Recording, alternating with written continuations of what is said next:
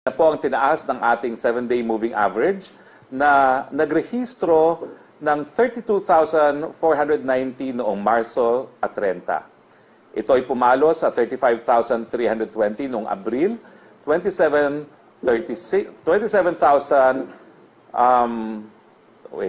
noong April 27 ay 36,491 po. Noong May 4 naman po ay 67,780 at noong May 4, 108,540 noong May 18.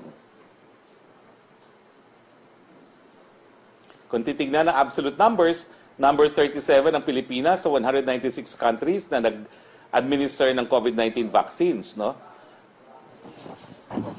Number 13 po tayo sa Asia at pagdating po sa ASEAN, tayo po ay pumapangalawa lamang po sa Indonesia.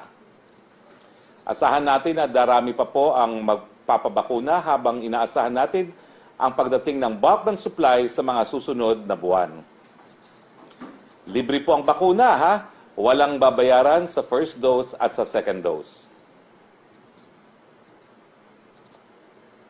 Okay.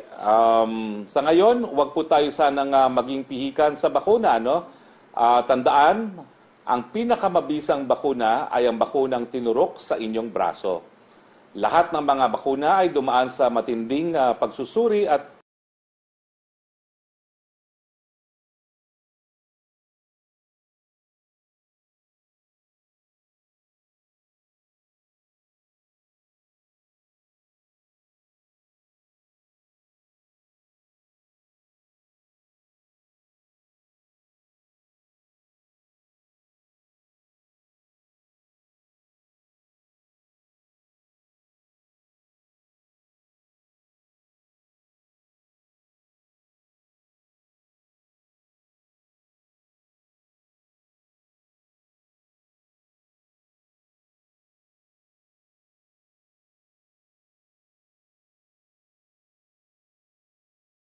against severe COVID-19.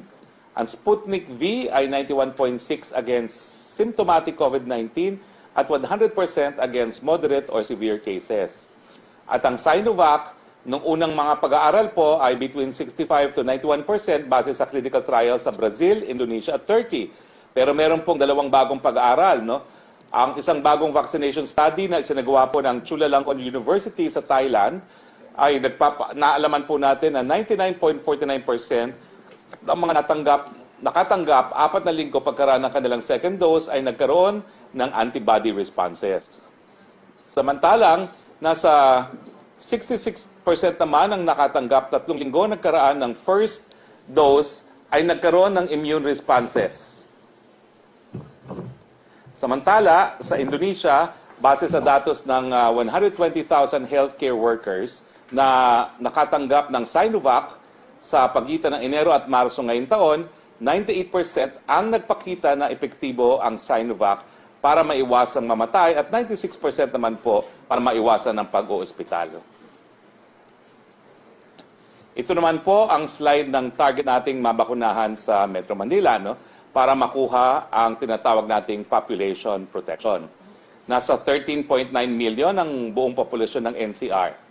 Nasa 70% ay 9.7 million ang target nating mabakunahan.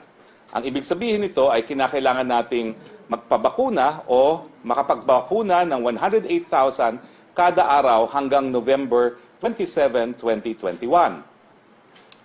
COVID-19 updates naman po tayo, no? Ito ang ranking ng Pilipinas sa mundo ayon sa Johns Hopkins. Number 24 po ang Pilipinas pagdating sa total cases. 1,179,812. Number 33 sa active cases, 50,635. Number 134 sa cases per 100,000 population, 1,075. At number 91 po sa case fatality rate na 1.7%. Mayroon tayong 3,083 ng mga bagong kaso ayon sa May 23, 2021 datos ng DOH. Walang sawa kaming nagpapasalamat sa magagaling, masisipag at dedicated na medical frontliners dahil patuloy ang pagtaas ng mga gumagaling. Nasa 1,109,226 na po ang bilang ng mga nakarecover. Samantalang, malungkot naming binabalita na nasa 19,951 ang binawian ng buhay dahil sa coronavirus. Nakikiramay po kami. Nasa 1.69% po ang ating fatality rate. Ito naman po ang kalagayan ng mga ospital natin at ang ating tinatanong palagi, sapat pa ba ang ating mga kama? Unahin natin po ang Metro Manila bago ang buong Pilipinas.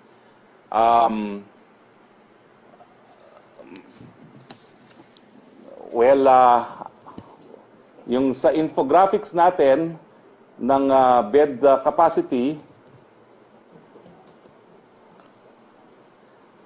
bago po tayo magtapos ay babasahin lang natin yung infographics ng ating healthcare utilization rate. Babasahin ko na po sa aking 38% po ng ventilators ay utilized. Pagdating naman po sa buong Pilipinas, ang ating mga ICU beds ay 59% utilized, ang ating isolation beds ay 45% utilized, ang ating ward beds ay 46% utilized, ang ating ventilators ay nasa 39% utilized. Okay, dito po nagtatapos ang ating press briefing, no? Kasama po natin si WHO Dr. Rabindra Abeyasinge at saka si Dr. Edsel Salvania. Now, good morning. Siguro po, unahin muna natin si Dr. Rabi. Dr. Rabi, good morning. Many Filipinos, particularly the middle class, are alarmed with government's pronouncements that Pfizer will be given to indigents, including AstraZeneca, no, donated by the COVID facility. No? Can you explain to the Filipino people why this is the case? Why we cannot give COVAX facility vaccines such as Pfizer and AstraZeneca to the A4, and why we are giving them instead to the A5 or the indigent population? The floor is yours, Dr. Rabi. Thank you so much, Secretary Spokesperson Harry Roque. It's a pleasure to be here, and thank you for this opportunity. Let me clarify, the COVAX facility committed to provide vaccines to cover 20% of the population of the Philippines and indeed all countries that signed on to the COVAX facility. And that 20% of the population was determined to be the frontline healthcare workers and the elderly population.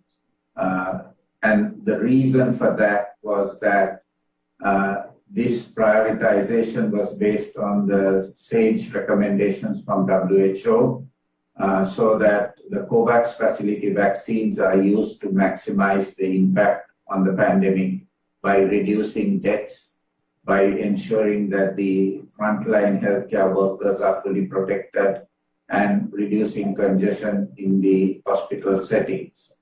So our position has been and continues to be that the vaccines coming from the COVAX facility, which is a facility set up through contributions, overseas development assistance, bilateral donations to support low and middle income countries. So we need to prioritize and follow the prioritization to ensure that we continue to enjoy donor confidence in investing in the COVAX facility so that we use the COVAX vaccines to maximize the impact.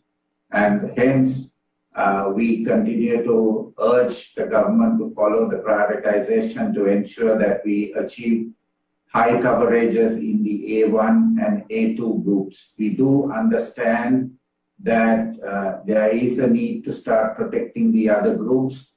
But when we see that coverage, particularly in the A2 group, is around 10%, it's still premature from our perspective to agree to use COVAX vaccines to cover any of the other groups, because while recognizing that the other groups are important, it is clearly defined that the largest number of deaths and severe cases are from the A2 group. And so we continue to urge the government and the local government units rolling out COVAX vaccines to ensure that they follow the prioritization to maximize the impact of the vaccines donated by the COVAX facility. This is important because as we have seen with the recent surge, with the arrival of new variants which will continue to mutate, this virus will continue to mutate, we need to ensure that the most vulnerable are protected adequately. And this needs to be prioritized. As we get larger and larger stocks of vaccines and as we reach relatively high coverage, we can start looking at protecting other groups.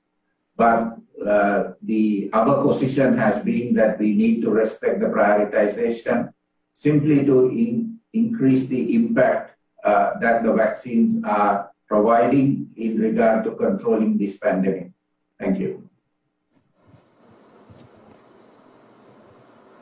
Thank you very much, Dr. Rabi. Is there any updates on additional Chinese vaccines that have been included in the emergency use list of the WHO? And on the basis of the WHO EU list, can you explain to the people why the brand of vaccine to be administered to them really does not matter? No, thank you again. This is a very important question.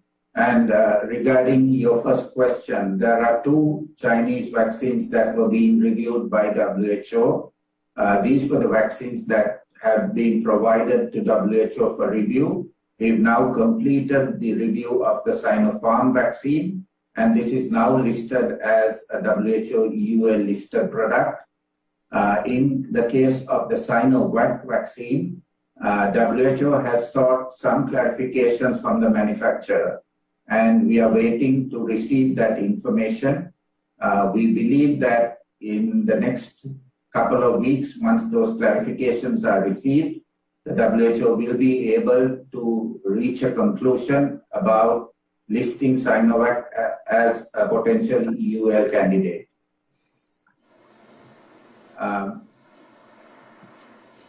Okay, thank you very much. So it would appear, Dr. Rabi, that all the vaccines that we're using in the Philippines, including the Chinese vaccines, will be or are already included in the WHO EU list. Well, if Sinovac is listed, then that will also receive UL status. We are still a few weeks away from the actual listing of the Gamelia or the Sputnik V vaccine. Now, as regards to the efficacy of vaccines, WHO has been very clear that these vaccines are largely used to prevent severe disease and deaths. And we know that all of the vaccines are doing that effectively. Over the weekend, we saw even reviews saying that the Pfizer and AstraZeneca vaccines appear to be effective even against the Indian variant. That was work published by the Public Health England over the weekend. WHO is also looking at this data. But what is important is that from a point of view of preventing severe disease and death, all of the vaccines that WHO has listed under EUL are capable of doing it. So we are not advocating for preference of one or the other brands. It's about what can be provided to countries based on the ground conditions, because some of these vaccines have very complicated storage requirements and shelf lives. So looking at that, we are looking at which vaccines can be provided and deployed to protect the largest number of people in each of the countries that COVAX will be providing vaccines. Having said that, I want to reiterate that COVAX has agreements for large numbers of doses with Pfizer, with Moderna, with AstraZeneca. And so we believe that we will still continue to be able to meet our commitment to provide vaccines to protect the 20% of the most vulnerable, as was agreed when we set up the COVAX facility. Okay, thank you very much, Dr. Rabi. We now call on Dr. Salvania. Doc, Yes. marami pong nag-aantay ng mga favored brands nila, no? At hindi pa nagpapaturok. Ano pong advice nyo sa kanila? At meron ba hong nalalabag sa tinatawag na informed consent kapag hindi po inaanunsyo kung ano yung brand na gagamitin sa mga vaccination site, although bago turukan, i-reveal po sa mga tao kung ano yung ituturok sa kanila. The floor is yours, Dr. Salvania. Yes po, Sec Roque. Una-una, I think it's important that we remember that all the vaccines that have an EUA are very effective against severe disease, which is really the most important outcome para sa ating mga bakuna dahil alam naman natin ang COVID 10 to 20 times more deadly than the flu. Yung flu, ang dami-dami every year pero konti lang relative to the number who get sick ang namamatay. So yun po talaga yung objective, itong COVID, gagawin natin parang flu or even less at para makapagbukas na po talaga tayo ng ating ekonomiya at ng ating bansa. So in terms of vaccines from the scientific standpoint, the best vaccine that you can get is really the one that is there already. Dahil, of course, if you wait for your preferred brand, baka hindi ka na maghintay yung virus bago ka ma-infect, and if you get infected, you can die. So it's very, very important to understand yung risk ng isang tao na what is the risk na pwede siya magkaroon ng COVID versus kung maghihintay siya ng kanyang preferred brand, malaking bagay po talaga yung difference na yon. Now, in terms of yung consent, as long as alam naman ng tao kung ano yung ituturok sa kanya, before iturok sa kanya, I think that's enough. Pwede naman siya talaga mag-refuse at that point. I think ang important lang talaga is we have to observe yung minimum health standards natin during yung vaccination campaign dahil nakikita natin nagkukumpul-kumpul yung mga tao eh. So very important talaga that we avoid crowding during the vaccination process and sundin po natin yung mga pre-registration na patakaran at yun nga po, safe and effective naman po lahat ng bakuna and we urge everyone to get whatever vaccine is there because they all work. Maraming salamat, Dr. Salvania. Sana po nakuha natin ang mensahe sa dalawang dalubhasa. Taga WHO na po yan, si Dr. Rabi, at saka taga UPPGH na po yan, Dr. Salvania. Pareho naman po sinasabi nila, no? Lahat ng bakuna po dumaan sa masusing pag-aaral, either po sa parte ng Philippine FDA o ng WHO. No?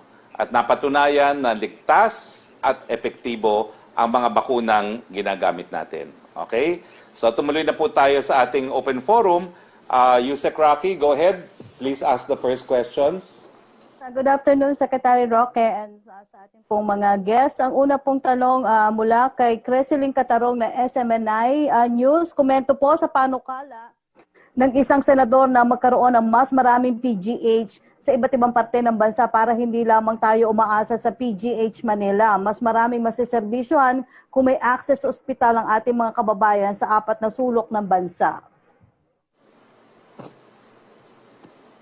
Sang-ayon po tayo dyan, no? Pero nais ko lang pong ipaalam sa inyo, ang PGH po ay nasa ilalim ng UP system, no? Ang budget po niya, hindi po nanggagaling sa Department of Health, galing po yan sa budget ng UP. Nung ako po ay nagtuturo ng 15 taon sa UP, talaga namang pong mayorya ng aming budget sa UP ay napupunta po sa PGH. So, ginagamit po kasi ng UP system ang PGH bilang isang teaching facility, no, para sa mga estudyante ng medicine. Now, meron naman po talaga mga plano na magkaroon ng karagdagang mga Philippine General Hospital. Meron na pong plano na magtayo ng PGH dyan sa Diliman na mas malaki, no? Kung di po ako nagkakamali, 3,000 rooms po pinaplano nila. At may plano rin po ngayon no, sa drawing board na magkaroon ng PGH sa iba't ibang campuses ng UP system. Meron pong mga campus ang UP sa Cebu, sa Iloilo, sa Davao, among others. No? At saka meron din po yan sa Clark, Pampanga. Opo. Susunod pong tanong mula kay Chris Jose ng Remate Online. Opo, I'm sorry, Secretary. Reaction. Go ahead, please. Reaction po sa napaulat na may nagbebenta ng bakuna o pag-aalok ng slot sa COVID-19 vaccination program sa halagang 15,000 o depende pa po sa brand. Ano ang gagawing hakbang ng gobyerno sa bagay na ito? Ganito rin po ang tanong ni Ivan Mayrina ng GMA News. Well, yan po ay pinagbabawal. Wala pong bakuna na binebenta dahil wala pa pong bakuna na binigyan ng commercial use. Kaya po hindi dapat ibenta ang mga bakuna, lahat po yan ay nasa emergency use pa lamang. Hindi pa po tapos yan sa 4th clinical trial. So kapag kayo po ay nahuli na nagbebenta ng bakuna na wala pang commercial use, po pwede po kayong makulong sang-ayon po sa bataas na nagbuo ng ng Food and Drug Authority sa Pilipinas. Kasi meron po yan tinatawag na penal clause, no? At yung naman ng mga nagbebenta ng slot, yan po ipinagbabawal din natin, no? At pwede po tayo rin ma-prosecute para po dun sa paglilin lang na krimen, no? Kasi wala naman pong karapatan ng kahit sino na magbenta ng kanilang slot. Thank you, Secretary. Susunod po magtatanong si Mela Les Moras ng PTV via Zoom. Hi, good afternoon, Secretary Roque, kay Dr. Abiyasinhe at kay Dr. Salvana. Secretary Roque, may I ask question first to Dr. Rabi?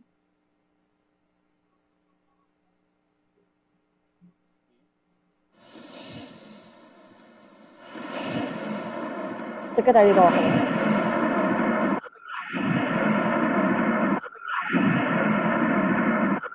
Rabi, please. Go ahead.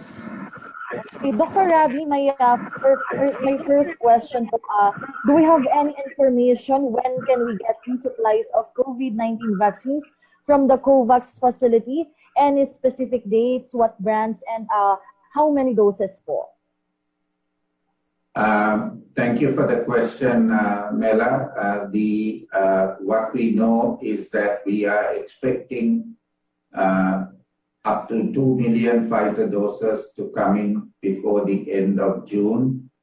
It may be as early as within the next 10 days. We don't have specific dates at this point of time. We are not clear whether all 2 million doses will come in one shipment or we have to expect 1 million doses first and the next one later on. And we also expect about 2 million doses of AstraZeneca to come in within the month of June. So that's what we have right now. That is earmarked for the Philippines from the COVAX facility. Okay, thank you so much po, Doc Rabi. For Secretary Roque po. Hi, Spox, do you hear me po? Yes, I can hear you. Go ahead. Opo. Secretary Roque, ano pong masasabi ng Malacanang dahil nga may mga naitatalang COVID-19 surge sa ilang panig ng Visayas at Mindanao and dito naman sa Luzon, may mga naiuulat na super spreader events. Is this a cause of alarm at imbes na pa-new normal na, maaari po bang maghigpit ulit ng quarantine nationwide dahil dito?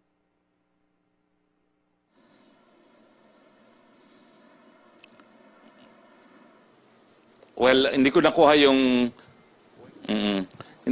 yung last part ng tanong mo, pero yung first part ng tanong mo, alam niyo po, nakakalungkot na matapos ang mahigit na isang taon, napakadaming napapaulat ng mga super spreader events. Mga kaibigan, habang hindi pa po tayo nagde-develop ng population protection, yung dating tinatawag nating yung population na 70% nabakunahan na, no? ay kinakailangan pa rin sumunod po tayo sa minimum health standards. Alam ko po, napapagod na kayo, pero nag-antay na naman tayo ng mahigit isang taon na, bakit hindi na lang tayo mag-antay ng kaunti na lang pong buwan, no? Ang target naman po natin ay 70% ng ating mga kababayan ay mababakunuhan by December. So ilang buwan na lang po yan. Sana po iwasan natin itong mga super spreader events na ito dahil baka tayo po ay magkasakit ngayong naririyan na po ang sangkatutak na bakuna na na-donate at binili natin. Sayang naman po ang ating pag-iingat ng nakaraan kung babaliwalain natin lahat ngayon. Opo. And a quick follow-up lang po, Secretary Roque, kasi isang linggo na lang ay magtatapos na rin naman ang buwan ng Mayo. Sa tingin niyo po ba makaka-apekto sa bagong quarantine sa June itong mga developments na ito, lalo na rin yung COVID surge sa Visayas at sa Mindanao? Well, nakita po natin na ang Iloilo City ay linegal sa MECQ at nakita rin po natin na ilang mga probinsya sa norte ay naka-MECQ rin. No? So, sabihin na lang natin na bagamat ang numero ay nag-i-improve sa Metro Manila Plus, yung mga ibang lugar naman sa Pilipinas ay parang nagkaka-experience ng mga surge din. No? Matindi po talaga itong mga bagong variant na nakapasok sa ating bayan at ang kasagutan lang talaga natin ay lalo nating paintingin ang mask, hugas, iwas at bakuna. And may final question po, Secretary Roque, kay Pangulong Rodrigo Duterte lang po. Can you please elaborate yung schedule niya po? Ano po ba yung mga aktibidad niya ngayong araw at ano pong agenda? At may public address din po ba mamaya? Well, mamayang hapon po, ito nga po yung Regional Peace Council ng Region 7. No? At gaganapin po yan dito sa Dumaguete. No? Inaasahan natin na dadalo ang iba't ibang mga public officials, hindi lang po dito sa Negros Oriental, kundi sa kabuuan ng Region 7.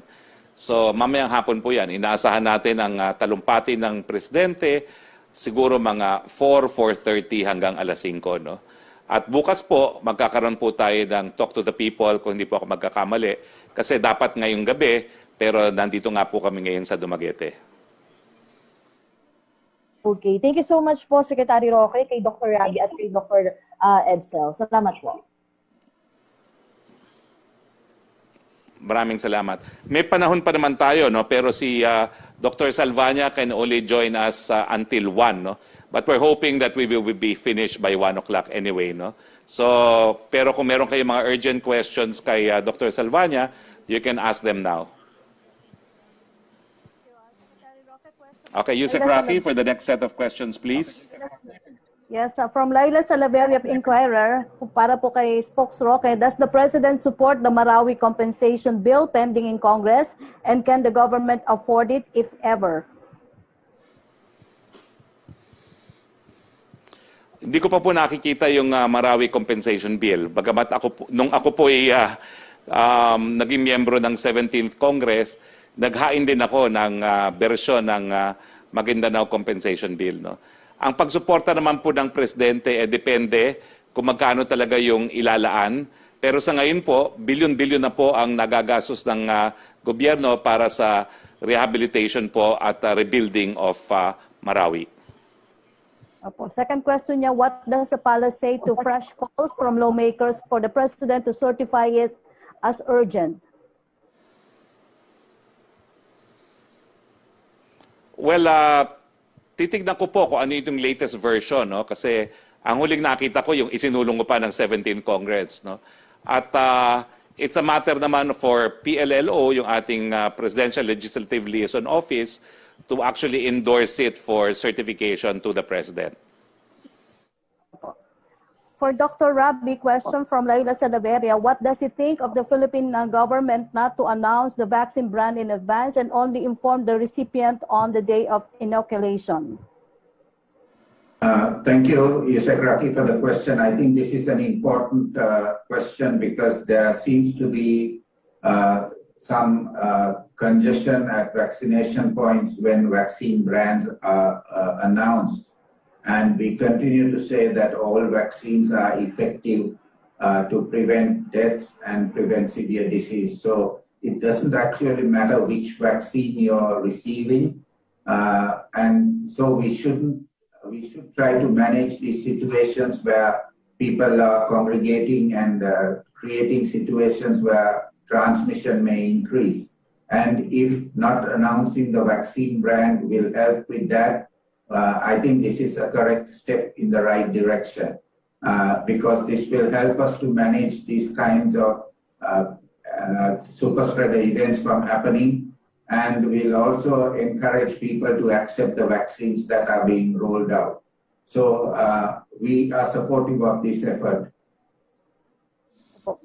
Her second question, based on her best practices observed by the WHO, what is the best way to convince people to get vaccinated against COVID-19? Right now, we don't see a lot of vaccine hesitancy in the Philippines. Actually, the issue is that the vaccine supply cannot meet the demand. We know that the Philippines has traditionally had some vaccine hesitancy. What we are seeing now is that people are eagerly waiting to receive vaccines, and it is in some situations local governments are unable to keep up with the demand. So it's not actually an issue of vaccine hesitancy. There may be in some places preference for brand A or B of a vaccine. That should not be interpreted as vaccine hesitancy. Thank you, Dr. Ravi. Secretary Roque, question from Trisha Terada of CNN Philippines. I think wala po siya sa Zoom pero nag-send po siya ng question for Secretary Roque. Vice President Leni Robredo urges the government to do a multilateral approach to resolve the territorial dispute in the West Philippine Sea. She said the Philippines would not be able to protect its interest in the West Philippine Sea if we only do bilateral talks with China. The Vice President also cited experts' advice that bilateral talks with China will not help the country because the standing is not equal. What does the palace think about this? Is this something that has been done or considered? What's the outcome? The President po is the lone architect of foreign policy. Hindi po totoo na hindi gumagana ang ating bilateral approach to the West Philippine Sea kasi matapos po ang halos 5 taon ng termino ng Presidente, wala po tayong nawalang teritoryo sa China, wala po tayong hidwaan sa China. So I beg to disagree. The President's policy has been working for the past 5 years. Second question po niya, there are reports that dolomite sand had been washed off in the sea. Is the President considering to order the stoppage of the dolomite sand project and find ways to realign the budget to much more important and urgent needs? Matagal na po nating nasagot yan, no? Yung budget po for sa dolomite ay matagal na po yan nasa budget ng DENR. Hindi po yan bagong budget. At bagamat meron po tayong bayanihan law that allows the President to realign funds, hindi po applicable yan doon sa mga funds na nakomit na po. No? Meron kasing dalawang distinction yan. No? Po pwedeng ma-realign ng ilang mga pondo na hindi pa po siya na-align for a specific purpose. Pero ito po, completely bidded out and partially executed, so kinakailangan po tapusin yan. From Red Mendoza of Manila Times, for Secretary Roque, pinapakalat ng mga ng mga taga-oposisyon sa social media na hindi raw papayagan sa Saudi Arabia at European Union ang mga nabakunahan ng Chinese vaccine na Sinovac o Sinopharm at ang papayagan lang ay ang Pfizer, Moderna, Astra, or Johnson & Johnson. Gaano ito katotoo at nag-uusap na ba ang Pilipinas through DFA na maiwasan ang diskriminasyon laban sa mga Chinese na bakuna na ginagamit ngayon ng sandata para magkaroon ng vaccine hesitancy? Wala pong basihan yung ganyang mga balita kasi kakasabi lang ni Dr. Rabi na sa parte po ng WHO ay sinasama naman po nila ang mga Chinese brands sa kanilang emergency use list. No? Sa katunayan, nasa listahan na ang Sinopharm at meron lang inaantay na dokumento para po sa Sinovac. Hindi ko po maisip kung bakit hindi tatanggapin ng EU at iba pang mga bansa ang kahit anong bakuna na nasa listahan po ng WHO mismo. For Dr. Rabi and Dr. Edsel, right now there are no cases of vaccine-induced blood clotting in the AstraZeneca vaccine in the country or in Asian countries, while there were cases in Caucasian countries. Do you think ethnicity has a link why blood clots are prevalent in these countries and not in countries with a huge Asian population such as the Philippines? And for WHO, do you think it warrants a study, Dr. Rabi? Thank you for the question. The incidence of thrombosis and thrombocytopenia following AstraZeneca vaccines is a new phenomenon which we are studying at this point of time.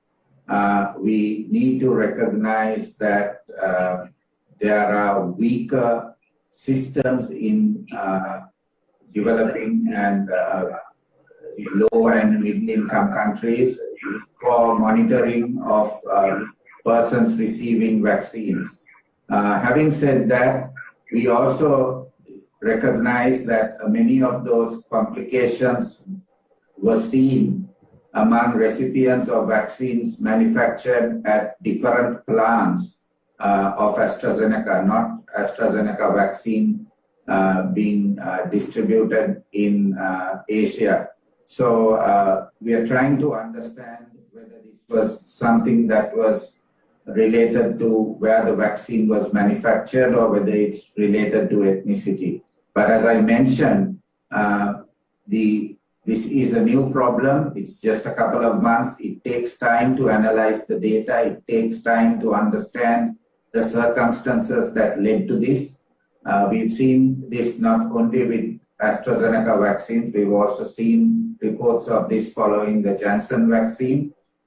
So we want to reassure the people that WHO, with its research institutions and partner academic institutions, are looking very closely at the data.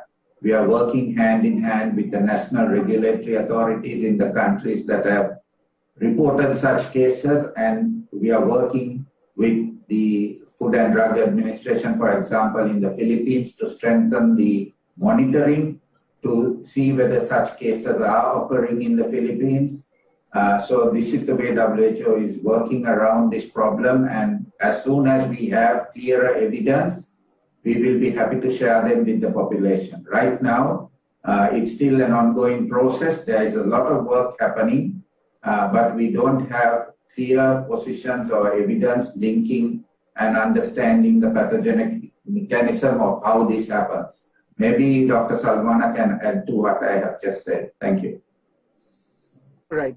Thank you, Dr. Rabi. There is yung incidence sobrang baba, no? It's about 10 out of a million is what they're seeing in terms of these blood clots. And so far, yung NAFIC natin, yung adverse events body natin for vaccines, are monitoring the patients who have gotten Astra and also all the other vaccines. Kasama naman po talaga ito sa ating pagbabantay sa pagbigay ng bakuna. But just to put it in perspective, diba, this is anywhere from 4 to 10 out of 1 million. If you get COVID, your risk of clot is 1 out of 3. So this is such a huge difference in terms of risk versus benefit that most countries that suspended their Astra have actually restarted giving it, including us, because the risk is much smaller compared to the benefit of these vaccines po. Opo. Thank you. Yung second question po niya, Dr. Rabi already answered it. For Dr. Edsel, sinabi niyo na hindi na need ang pagkuha ng antibody count sa isang nabakunahan na. Ano ang ultimate sign na ang vaccine ay gumagana na sa katawan? Well, ganito kasi. So the US CDC, Centers for Disease Control, has said that after vaccination, it's not recommended na mag-check po tayo ng antibodies. Why is that? Kasi First of all, the antibody tests that people use, they're different kits. And the antibodies that you generate from vaccine are very, are very specific. Hindi yung buong virus, except maybe like yung Sinovac and Sinopharm na whole virus. For instance, yung Astra is spike protein lang yung hahanapin mo. So it may not test positive on our antibody tests. Second is, hindi lang naman antibodies yung batayan ng immunity sa katawan. More importantly is something called T cells, yung ating cell-mediated immunity.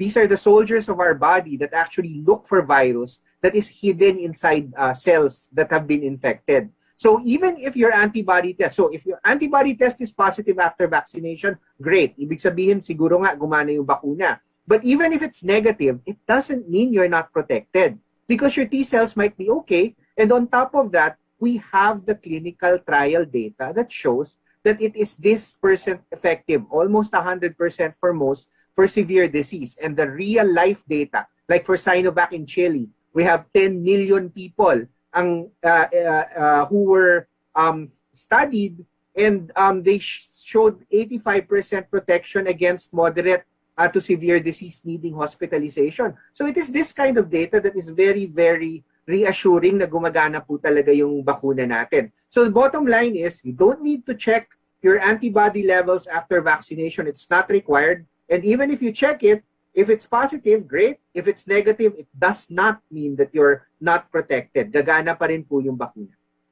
Thank you, Dr. Edsel, Dr. Rabi. Secretary Roque, ang next po magtatanong, si Melo Acuña ng Asia Pacific Daily via Zoom.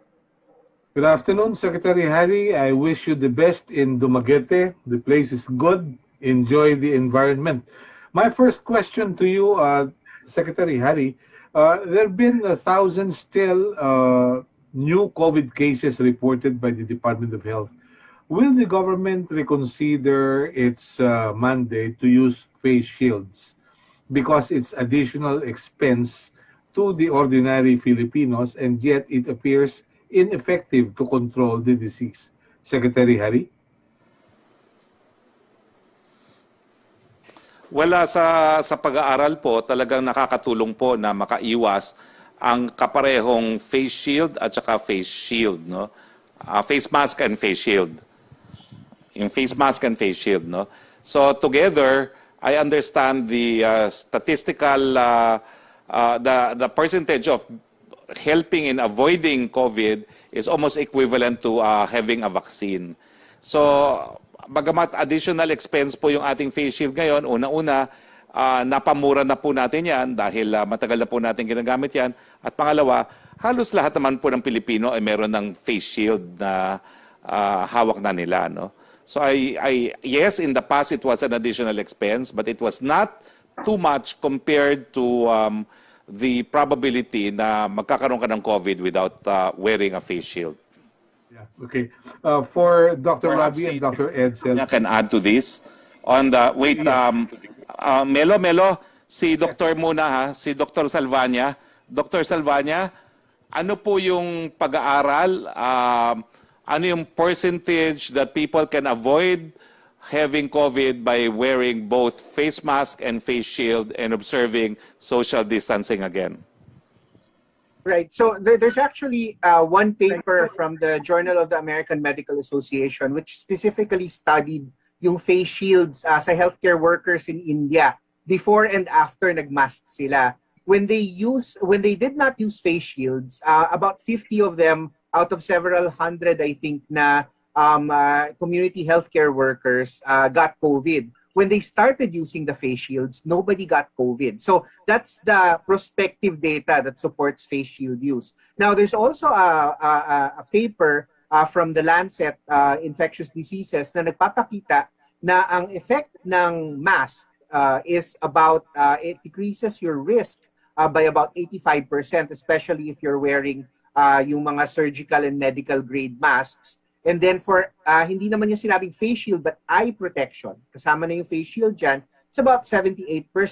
And yung physical distancing, at least 1 meter, is about 80%. And if we put all these together, it is more than 90%. And Dr. Dance and a lot of the other evidence-based medicine groups have looked at these studies, and they think that actually yung effect is above 90%, above 95% pa nga if we use all these correctly and consistently. Yun po yung pinaka-importante doon sa point na yon. It needs to be consistent kasi it only takes one lapse for the virus to get in.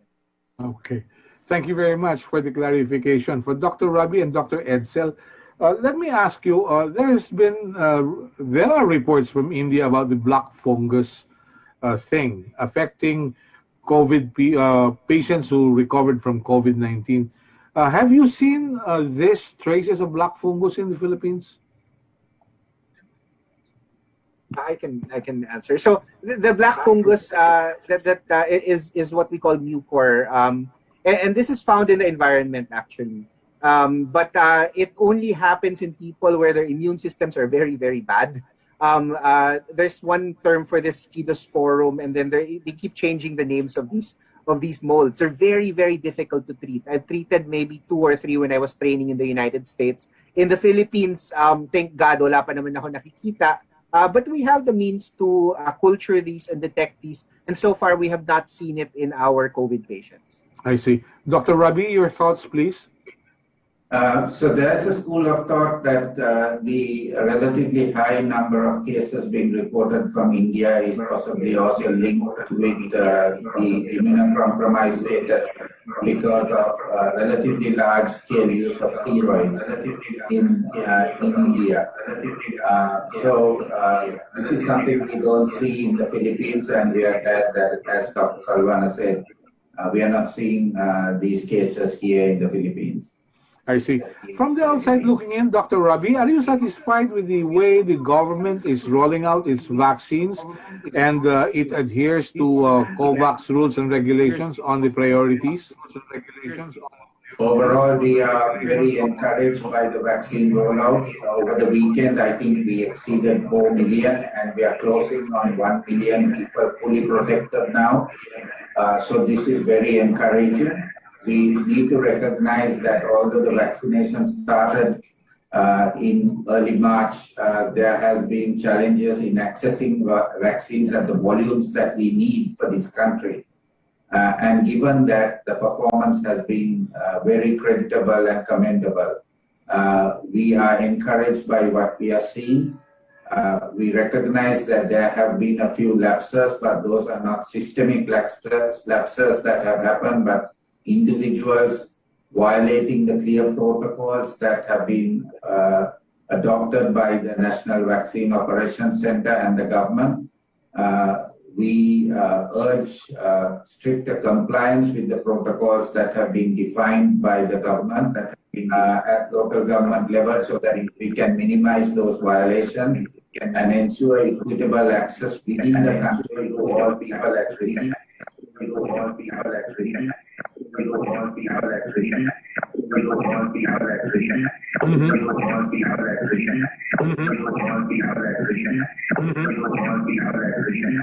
Nagkaroon tayo ng technical problem. Can we move on to the next question, please?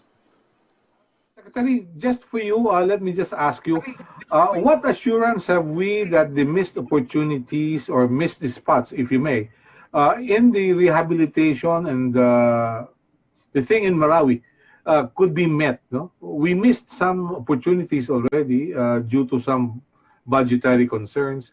What assurance have we that we can accomplish something significant to restore Marawi to what it was before May 23, 4 years ago? Well, ang pangako po ng Presidente, babangon puli po ang Marawi at ang pangako po niya ay sa kanyang termino. No? So we have a year before, roughly a year, bago po matapos ang termino ng Presidente. And I think the target can be met. No? That Marawi will be completely rebuilt at the end of the term of the President. Matagal na po namin pinaplano na magkaroon ng press briefing doon sa Marawi para ipakita sa taong bayan yung progress ng rebuilding of Marawi. Hayaan niyo po, aayusin namin yan probably in the month of June. Thank you. Thank you, Secretary. Have a nice day. Thank you. Thank you, Melo. You too. Yusek Roque? Yusek Roque? Okay, Secretary, from Ivan Mayrina of GMA7, game daw po si Vice President Leni Robredo na gumawa ng infomercial kasama ang Pangulo para mahikayat ang mas maraming Pilipino na magpabakuna. Nilinaw din niya na hindi naman siya tutol sa China vaccine, kundi sa mga bakuna na hindi pasado sa HTAC. So with this, are we going to see this infomercial happening? Similar questions with Maricel Halili of TV5. It will really depend on the President. And the President will assess, no? Pag-aaralan ng Presidente kung talagang merong bang contribution yung pagsali ni VP Leni sa infomercial na gaya ng pinaplano, no? Apo, second question niya, has a decision been made on the meeting with former President as an alternative to convening the National Security Presidente. Council? Apo. Secretary? Second question. Yung sagot ko, no? Tapusin ko muna yung sagot ko, no? A second part of the question is, yun nga po, no? It will depend on the President's assessment if the participation of VP Leni Robredo would be helpful in building vaccine confidence, no? Pero ang karanasan po natin, and this is backed up by study by PSRC, yung pinaka-epektibo pong kampanya so far against COVID is mask, hugas, iwas, na sa bandang huli, naroon po ang ating Presidente. Yung second question naman po, has a decision been made on the meeting with former President as an alternative to convening the National Security Council about West Philippine Sea? If so, what will be on the agenda and what is the expected output from it? Lilinawin ko po, no? The President toyed with the idea. Kasi nga may nagsasabi na dapat i-convene ang National Security Council daw. Pero ang sabi ni Presidente, yung mga pagkakataon na naka-attend siya ng National Security Council, wala namang naresolba. But itong possibility nito was before Senator JPE shared his views on the WPS. Pero mukha namang after JPE concurred that the President is pursuing the right policy on the West Philippine Sea, wala naman pong urgency na pag-usapan itong bagay nito either with the National Security Council or with the former presidents, no? So this is not a done deal po, no? It was something that President was speculating on before JPE fully concurred with this policy on the WPS. Pahabol po ni Ivan Mayrina, I think for Dr. Edsel or Dr. Rabi, is there new data to show how long the effectivity of vaccine lasts? How long are we protected? Well, the clinical trials are still ongoing, yung long-term follow-up nila.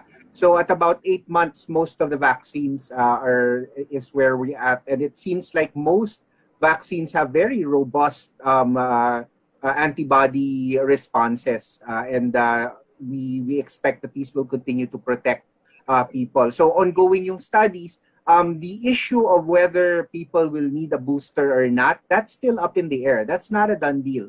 There may need to be a booster, especially for mga variants of concern, although the latest data shows Pfizer and Astra seem to work against the variants from India and the variants from first discovered in the UK.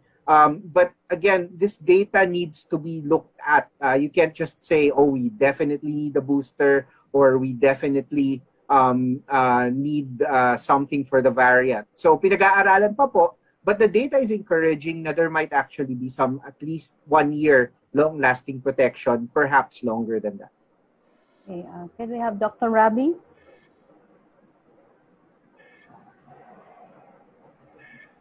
Okay. From Sorry, thank you. This is an ongoing process, as Dr. Salvana pointed out. We are collecting the data to know how effective the vaccines will remain for what period of time. And we are virtually still in several months of data that we have, and what is clear is that the vaccines are effective and they continue to protect. But how long they will protect, we don't know, because only time will show that.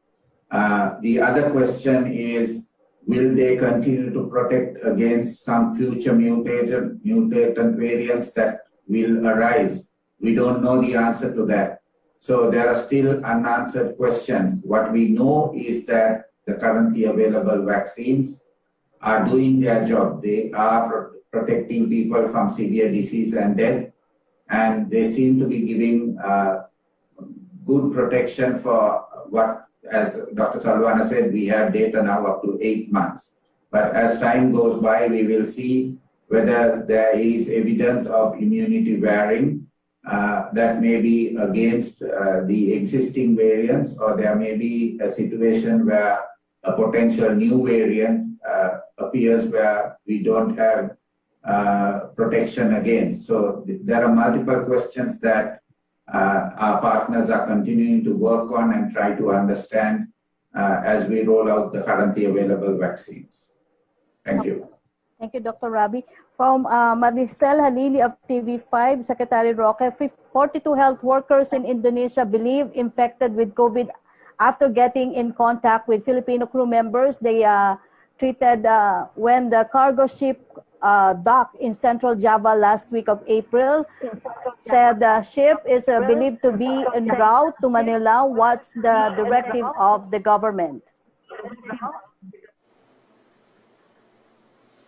Well, dapat po sana ay pinagbigay alam na, no, ng mga health officials dito sa health officials natin kung talagang papunta po dito yung barkong yan. No? Pwede bang malaman kung anong pangalan ng barkong yan para kung hindi pa po alam ng ating mga health official dito sa Pilipinas, magkaroon na po ng preparasyon sa pagdating? Opo. Tanong naman po, wala naman po nilagay Pangalan ng na ship na yan? barko. Opo, Secretary, wala po nilagay na barko si Maricel Oo, Halili. pakitanong na lang po dun sa... Oo, Maricel, pakisabi lang po kung ano yung pangalan ng barko nang mabigyan po natin ng timbre ang ating kinakaukulan dito sa Pilipinas. From Rosalie Cos of UNTV, habang bumubuti ang sitwasyon ng COVID-19 sa NCR, palala naman sa ibang probinsya, punuan ng mga ospital sa Cagayan de Oro, Negros Oriental at Iloilo City. Ano po ang ginagawa o gagawing aksyon ng IATF at NTF dito? Magpapadala ba ng karagdagang health workers para sa augmentation gaya po sa Puerto Princesa City? Walang Puerto Princesa po, pinuntahan na ng NTF, no? At nagbigay na sila ng rekomendasyon, nagbigay din po sila ng mga additional antigen, at siyempre po, yung pagbabakuna ay pinapabilis na rin. No? Lahat naman po ng rehiyon ay binabantayan ng ating IATF at ng DOH. Bagamat ang classification po ay monthly, napapansin nyo po na may mga ibang mga lugar na ilinalagay na po sa higher quarantine classification dahil nga po bantay sarado po ang ating DOH sa mga datos. At hindi na po natin inaantayan ang susunod na meeting ng IATF kung merong talagang pressing reason para ilagay sa mas mataas na quarantine classification ang isang lugar sa Pilipinas. Yan po yung nangyari sa Iloilo City lately. So bantay naman po talaga sarado ang ating DOH at IATF, at bukod sa higher classification, nandyan po yung mga additional testing na po pwedeng ipadala ron, yung additional vaccines na po pwedeng ipadala sa mga lugar na ito, at siyempre po, learning from the experience of Cebu, kung talaga nagkukulang po talaga ang health professionals, a-apply din po natin yung Cebu formula at magpapadala rin tayo ng mga temporary health professionals to reinforce our medical frontliners in these areas. Second question po niya, ano daw po ang reaksyon sa apela ng medical frontliner sa Negros Oriental na humihiling ng ECQ? Gaano kabilis na didesisyonan ng IATF ang mga umaapelang LGU sa kanilang risk classification? At ano ang proseso bago maglabas ng desisyon? Mabilis naman yung proseso, hindi na po inaantay ang meeting. At ito nga po yung nangyari sa Iloilo City. No? Basta titignan natin ang 2-week average daily attack, yung daily attack rate, at saka yung hospital care utilization rate. No? Kung talagang nasa critical po pareho, ay po pwede naman pong iakyat kaagad ang quarantine classification. Opo. Ang third question niya, paano matitiyak na hindi lang nakatuon sa NCR ang response ng gobyerno at hindi napapabayaan ng mga pinakaapektado ring probinsya? Walang patunay po dyan ay yung mabilisang pagpalit ng quarantine classification. No? Hindi na natin inaantay yung once a month. No? Hindi lang naman po sa Iloilo nangyari ito, nangyari rin po ito doon sa mga probinsya sa norte. No? Na maski hindi na nga hinihingi ng mga lokal na pamahalaan, ay nagdedesisyon na kaagad ang IATF. Now, lilinawin ko rin po, bagamat ang pinakamaraming kaso ng COVID ay nasa Metro Manila Plus, 42% at most po ang linalaan para sa Metro Manila Plus. No? Yung karamihan pa rin, around 58% ng bakuna, will still be distributed to the rest of the Philippines. Opo. Secretary, may pinadala pong news. Si Maricel Halili, na yung pangalan po ng ship, isa daw pong Paname. Sa pinadala po niyang link na news mula po sa Straits Times, Panamanian flag cargo ship Hilma Bulker. Sinabi po dito, cargo ship. Pagbibigay, alam po natin kaagad yan sa ating Coast Guard, sa Navy, at sa ating DOH. Opo. Tanong mula kay Lanesca Panti ng GMA News Online. You have said that Filipinos should not be choosy when it comes to COVID-19 vaccine brand because all vaccines approved by FDA are safe and effective. Why should Filipinos get vaccinated with brands issued EUA by FDA when the President got a Sinopharm vaccine which is yet to be issued EUA by FDA? Do we apply different standards for the President? Let's put it in context, hindi po namili ang presidente ng stateside na brand. Ang pinili po niya, Chinese brand din. At ang problema natin ngayon, tila marami talagang gusto stateside na mga bakuna. So I think yung pagpabakuna ni presidente ng isang Chinese vaccine will also bolster confidence doon sa mga Chinese-made vaccines. From ang person choice ko, kung papipiliin ako, Sinovac po. No? Kung papipiliin po ako.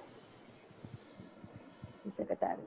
From Roy Mabasa of Manila Bulletin for Dr. Rabi, the Philippines recently received 193,050 doses of Pfizer Biotech vaccine through COVAX facility, WHO, and were apparently distributed to different LGUs.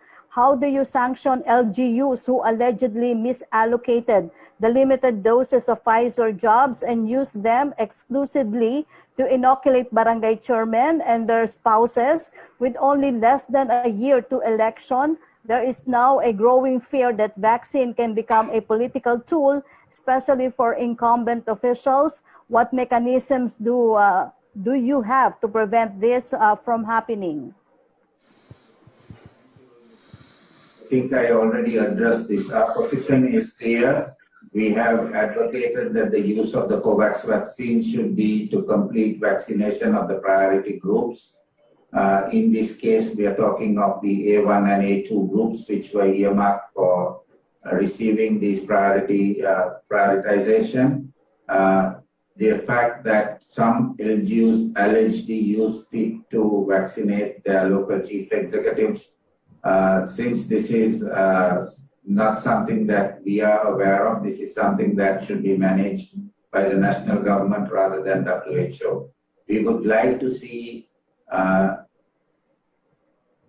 this not happening. If it happened, we don't have the evidence that this happened, but if there are rumors that such things are happening, we would continue to advocate that the prioritization is respected. Thank you, Dr. Rabi. For Secretary Roque, how will the palace hold accountable LGUs who take advantage of the vaccination to advance their 2022 political ambitions? Alam niyo po, wala namang nag-a-advance ng political ambition kung hindi we really have to work with yung mga barangay captain at saka mga mayors dito sa vaccination plan nito, no? Yung local vaccination drives po, mga lokal na pamahalaan po nagpapatupad niyan. Nagkataon lang po nakaposisyon sila. Pero tingin ko po, pagsubok talaga sa kanila yan, no? Dahil pag sila'y pumalpak, lagot talaga sila sa taong bayan, no? So kinakailangan gawin nila ang lahat ng magagawa nila para mapabilis ang pagbabakuna at para masunod yung order of priority ng pagbabakuna.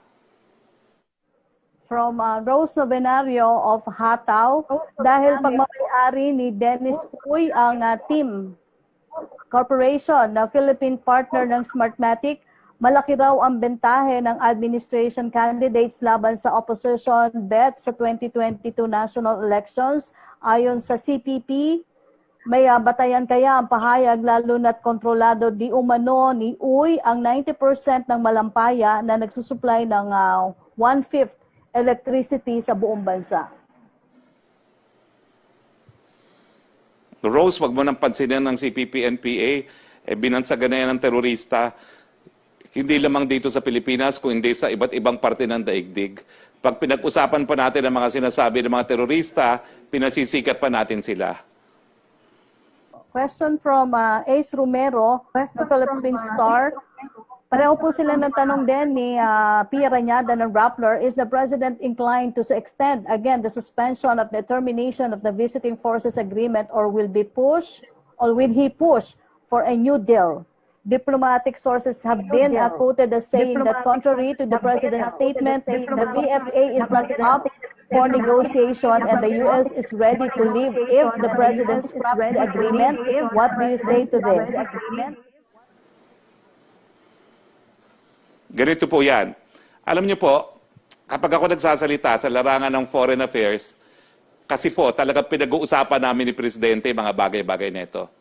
Ang huling sinabi niya sa akin, wala pa talaga siyang desisyon sa VFA. Pinag-iisipan pa rin niya. Pero, of course, narariyan yung issue na kapag nagkaipitan, lalo na dito sa WPS, ang nasa isip niya ay makakatulong ba sa atin ang pagkakaroon ng Visiting Forces Agreement dito sa ating bayan. Pero sa ngayon po, wala pa siyang desisyon. So, pinag-iisipan pa po niya at tanging presidente lang po talaga ang makakadesisyon kung magkakaroon ng bagong VFA o tuluyan ng ibabasura ang VFA. Let us wait for his decision. Follow up po ni Pia Rañada, when is the President expected to make his decision? Will he hold any... Sandali lang, no? Bago po magpatuloy, alauna na kasi magpapaalam na si Dr. Salvania. So, we'd like to thank you, Dr. Salvania, no? Okay, go ahead. Go ahead, Yusek Roque, but we have to end soon because the PMS is requiring us to be in the venue by 1 p.m., no? Opo. Ang follow-up question ni Pia, will he hold any meetings with officials or experts to aid him in making a decision? Alam na po ni Presidente kung ano mga bagay-bagay na dapat ikonsidera sa kanyang gagawing desisyon. Dahil matagal naman pong pinag-aaralan ni Presidente itong issue ng VFA at yung relasyong Amerika at Estados Unidos.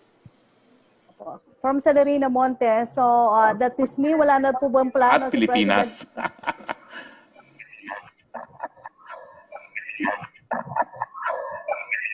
Secretary, tinatanong ni Celerina Monte, wala na bang plano si President Duterte to consult with former presidents after former Senator Enrique's support on his stance regarding his policy on West Philippine Sea? Yun pong ang impression ko. Kasi ang sabi nga niya, hindi na nga niya papansinin ng kanyang mga kritiko, no? At ang sabi niya talagang respetado ni Presidente yung opinion ni JPE sa usapang West Philippine Sea, no? So ang impression ko po, he's satisfied that his policy on the West Philippine Sea is correct and is working. Na lang daw po, Secretary, may mga pahabol ni Heidi Sampang. Marami daw po mga kababayan gusto magpabakuna na may comorbidities and allergy, ngunit walang pambayad para magpa-check up para sa required medical certificate. Ano daw po pwedeng tulong ng gobyerno sa kanila?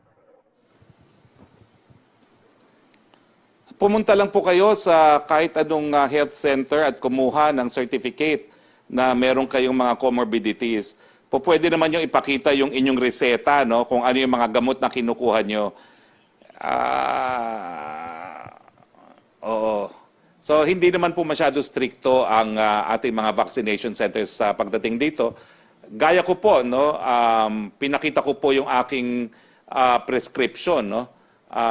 Tinanggap naman po yun, no, kasi nakapangalan ko yung prescription at nakikita naman yung nung mga vaccination center kung anong sakit yung mga gamot na iniinom ko. Okay, thank you, Secretary Roque, Dr. Rabi, Dr. Salvana. Yun po yung mga questions natin. Okay, maraming salamat, Yusek Roque.